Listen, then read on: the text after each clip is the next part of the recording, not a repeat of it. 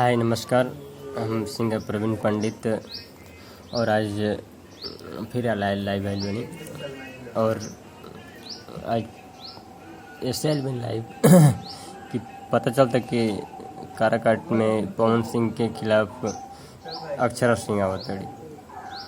तो हम उनका बारे में ज़्यादा कुछ तो ना कहो, लेकिन इतना कहो कि अब का आवतड़ अब का लूटब और कुछ लूटे के बा तो लूट लो।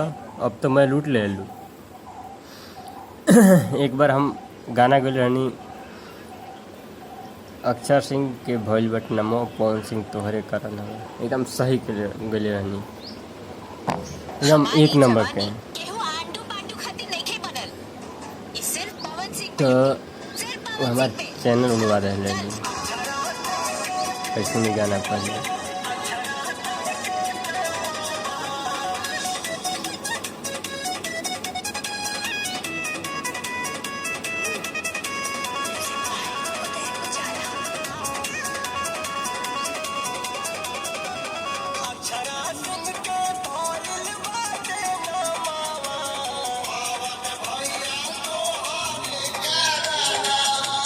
बस इतने कहनी हमारे चैनल उड़वाते रही। यहाँ तक कि यहाँ तक गिर रही कि हम गए दिल्ली में प्रोग्राम करें शालीमार। हमारे एक्सीडेंट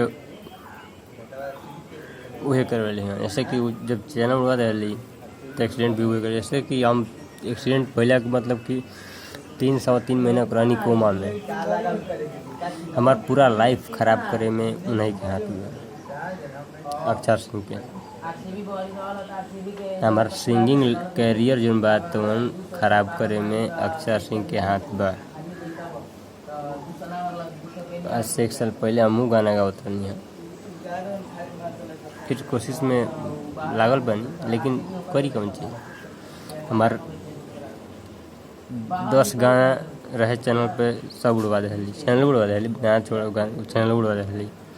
और कोमा में पहुँचाए वाला वही है इंसान अक्षर सिंह। उनका पता ना कि तेरे लोग शेरनी के लोग कुकुर से बदतर भी है। ठीक तो बाकी आवे तो काराकाट में और जनता ओकरा के जूता के माला पहना के और स्वागत करी। मोबिल दिली भी जनता हो जाए, मोबिल लपेट के मोबिल फेंक के जूता के माला पहना के तब स्वागत करी। वो बढ़िया बाटे आवा जा।